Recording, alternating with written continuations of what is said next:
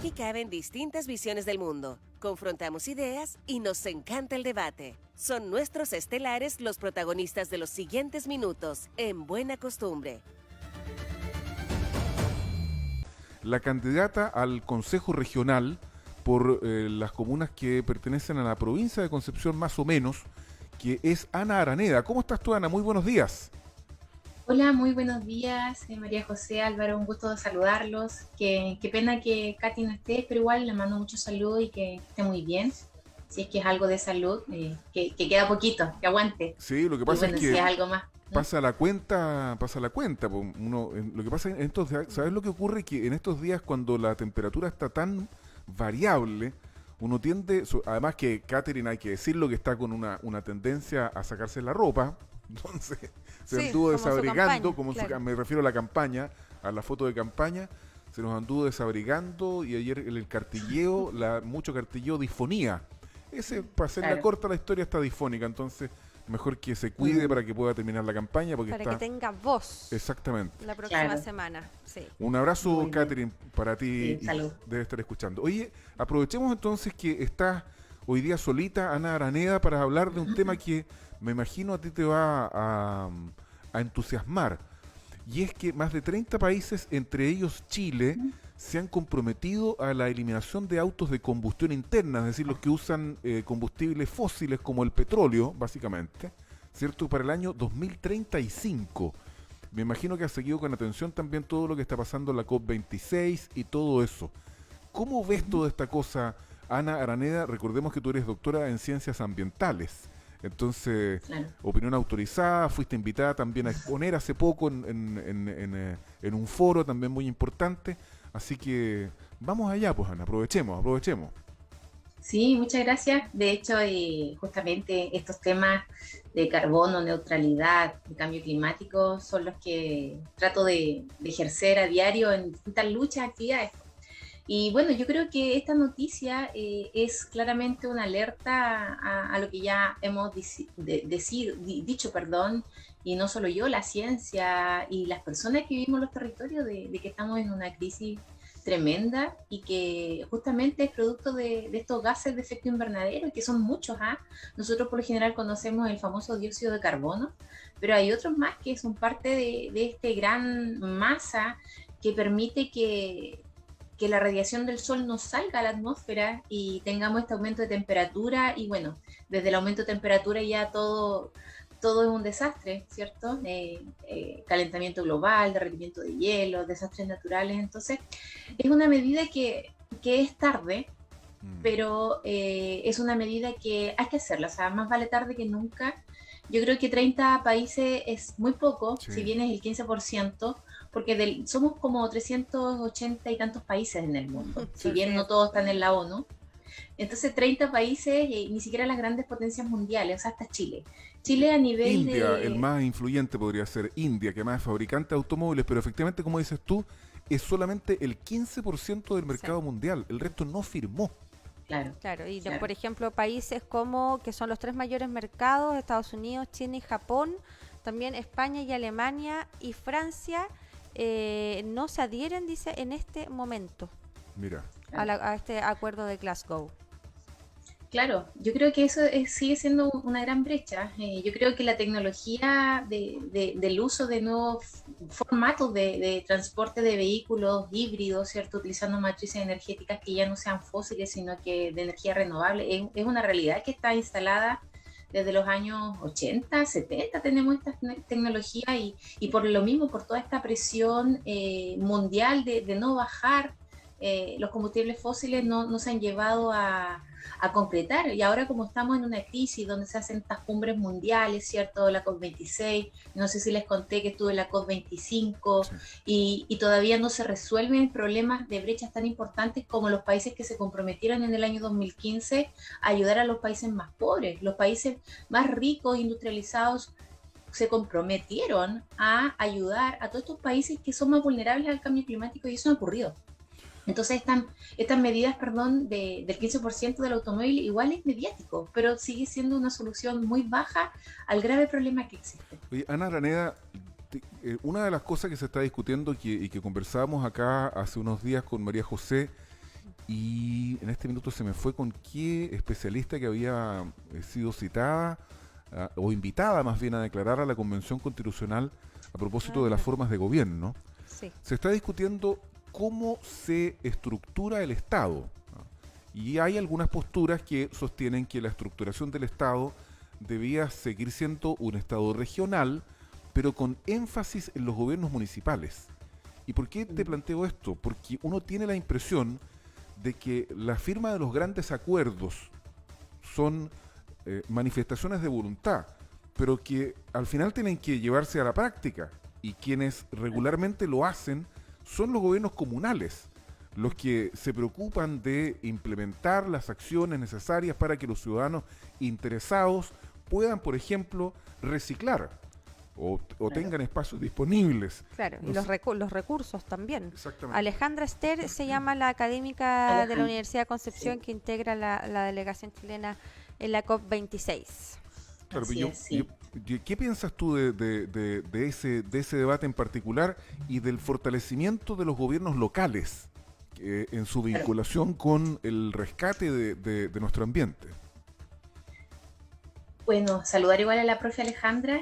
Somos parte de la misma mesa de Comisión de Medio Ambiente de la región, así que también estos temas sí se han discutido.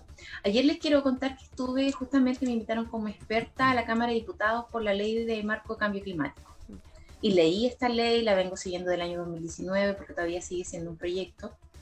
Y algo que manifesté fuertemente en esta Cámara ayer fue justamente la poca descentralización que tiene en las tomas de decisiones por parte de las regiones y de los municipios, ¿ya? Esta ley lo que dice es que las decisiones las va a tomar el delegado presidencial y apenas le va a consultar al gobernador. Y eso a mí me parece muy nefasto, porque son los propios territorios y las propias regiones que deben decidir qué es lo que hacemos por nuestros lugares. Los problemas que tienen en el norte son muy distintos a los que nosotros tenemos acá en el sur, y por lo tanto no podemos tener las mismas medidas ni que siga siendo centralista.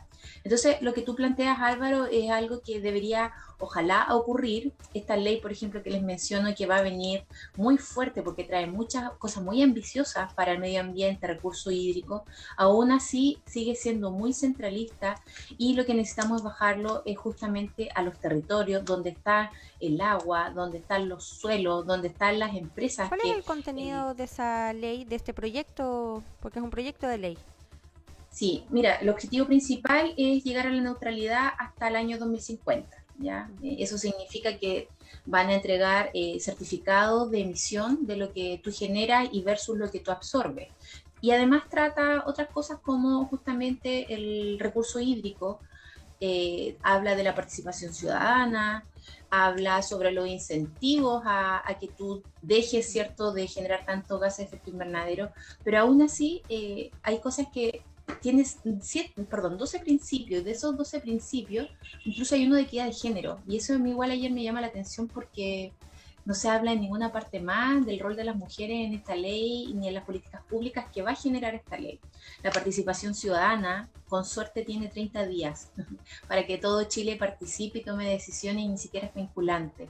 Entonces, toda esta ley, si bien es buena, pero nuevamente nos encontramos con un montón de obstáculos, que es justamente la decisión que no va a tomar el gobernador. No hay una participación vinculante, y también las mujeres no van a ser parte de la toma de decisiones ni de nada en esta ley. Entonces a mí me da mucha pena, porque es la gran oportunidad que tenemos como país para poder poner en práctica estas políticas, de alguna forma sancionar, fiscalizar, seguimiento, control, pero no está bien hecha. Así que Ana, es un poco lo... Un auditor el otro día nos preguntaba que por qué Chile estaba condicionado a tener mayores riesgos ante el cambio climático. Yo entiendo que es por una posición de acuerdo al mar, ¿verdad? Pero deben haber otras implicancias que nos ponen en una situación de riesgo. Es decir, somos a nivel mundial, no somos emitimos poco, ¿verdad? Gases. Un país chico. Claro, entonces emitimos poca contaminación. Sin embargo, ante la contaminación de los más grandes, ¿verdad? Podemos tener más riesgos. Pero, ¿por qué? Esa es la pregunta que nos hacía un auditor. Sí, es una súper buena pregunta de entender por qué estamos tan preocupados. Es porque hay 9 criterios a nivel mundial de los países que pueden ser más vulnerables al cambio climático. 9 criterios. Nosotros estamos en 7. Y estos 7 criterios es justamente tener zonas de forestales, ¿cierto? Presión extractivista, y son 7 características en donde Chile está dentro de estos criterios y justamente nos hace ser súper vulnerables. O sea, somos un país costa, tenemos justamente, somos un país con muchos desastres naturales, eso también es parte de los criterios. Y justamente, pese a que estamos tan alejados, podríamos decir, del mundo, ¿sí? Y geográficamente tenemos islas, ¿cierto? Por el norte, por el sur, este, oeste. Aún así existen transformaciones y mecanismos globales que todo lo que es la contaminación, todo lo que es los desastres naturales caen en nuestro país también. Entonces hay teorías, está la destilación global, el efecto saltamontes, que son cosas un poquito más biológicas, pero que coinciden justamente con el gran problema que tenemos acá. Y como bien dicen ustedes, si bien no somos un país que genera gases de efecto invernadero, de hecho somos bajísimos en eso, tenemos un grave problema y que nadie puede desconocer lo que es el agua. Y este agua, aquí hay 2 problemas. Súper grande, una mega sequía y también de paso un mega saqueo, porque tenemos esta constitución que privatiza el agua y no deja gestionarla ni administrarla. Entonces, estamos enfrentados a muchos problemas. Además, el cambio climático no solamente es algo ambiental, es algo económico y algo social. Y justamente estamos en esas crisis también, así que hay un gran desafío por trabajar. Bueno, yo tengo la impresión, Ana Araneda, así como un observador privilegiado de la realidad como nos definimos, que aquí en general hay un diagnóstico que está súper claro, que es compartido por casi todo el mundo, pero sin embargo uno ve que este diagnóstico, que es el mega diagnóstico, el mundo está cloteado, ya no podemos corregirlo. Lo que más podemos hacer es evitar que siga arruinándose, porque lo que ya avanzó no se puede retroceder. Ese es más o menos el diagnóstico claro. Pero sin embargo ha habido una negligencia y una incapacidad de los especialistas en bajar este conflicto a las personas humanas comunes y corrientes. Porque uno ve que el problema es tan grande que finalmente lo siente como ajeno, no lo siente como propio. Entonces, creo yo que y yo también tengo súper claro que la acción individual es poco incidente en la crisis total. Sin embargo, a partir de la acción individual, uno puede terminar modificando conductas y obligando a los grandes que contaminan a cambiar al final del día sus conductas.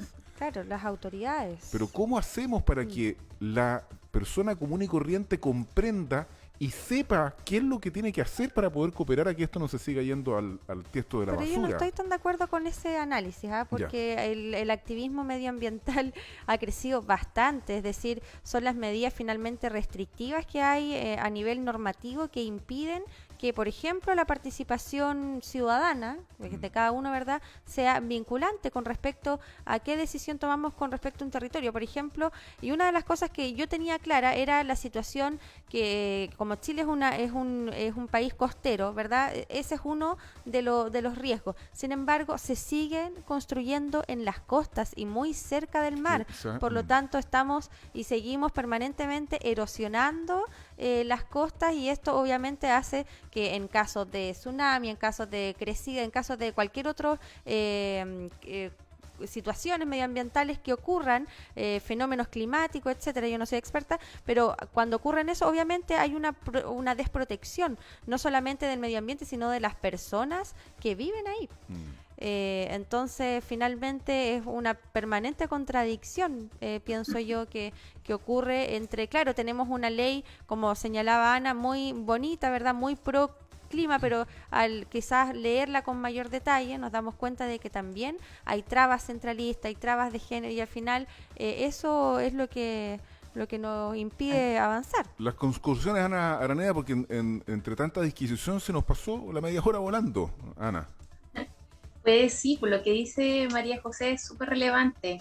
Lamentablemente quienes toman las decisiones no tienen estas miradas, ni siquiera la información o la educación. Y bueno, como son mis últimos segundos, por lo mismo yo quiero llegar a ser parte de estas tomas de decisiones con esta mirada. O sea, no podemos seguir teniendo estos planes reguladores en donde ponen en riesgo a la salud de las personas, el bienestar y problemas ambientales, como lo hemos visto. Yo creo que, y eso muchas veces se ha hecho por desconocimiento. Y necesitamos justamente personas que puedan mirar holísticamente. Queremos puentes para conectividad, pero veamos dónde hacemos estos puentes. ¿Ya? Podemos mirarlo desde una mirada, ¿cierto?, más integral, más local, y poder hacer estos cambios. Entonces, yo concuerdo muchas veces, la academia igual ha tenido muchas debilidades en bajar la información a la sociedad, pero creo que está haciendo su mejor esfuerzo en estos últimos tiempos. Bueno, ojalá que siga. Yo creo que tenemos un problema generacional, María José. Evidentemente, la generación tuya, de los 30 años hacia abajo, yo tengo 54, hay una visión distinta del mundo. Evidentemente que hay hoy día una mayor cultura por el cuidado del ambiente. Yo lo veo también en mis hijos, tienen 30 años, tienen una visión distinta a la mía, pero yo creo que hay una, como lo acaba de decir Ana, hay una brecha ahí entre el diagnóstico de la academia y lo que pueden hacer las personas comunes y corrientes. Y ahí está un grave problema. Insisto, no es incidente definitivamente la acción individual, pero finalmente la acción de muchos individuos generan finalmente un cambio en el colectivo. Eso es lo que quiero decir. Y la gente muchas veces no sabe qué hacer. O sea, no hay también una... Por ejemplo, bueno, ya se nos fue el tiempo. Ya. Bueno, muchas gracias, Ana. Otra día. Que estén muy bien. Que te vaya muy bien, Ana. Gracias. Chao. Gracias. Ana Araneda, candidata al Consejo Regional, aquí en la próxima elección del día 21, conversando con nosotros en Estelares. Aprovechamos de saludar de nuevo a Katy Echaíz, que hoy día no pudo estar con nosotros, candidata al Senado. Ya estaremos con ella el próximo día martes. 2 minutos faltan para las 9. Quédate con nosotros porque aún hay buena costumbre.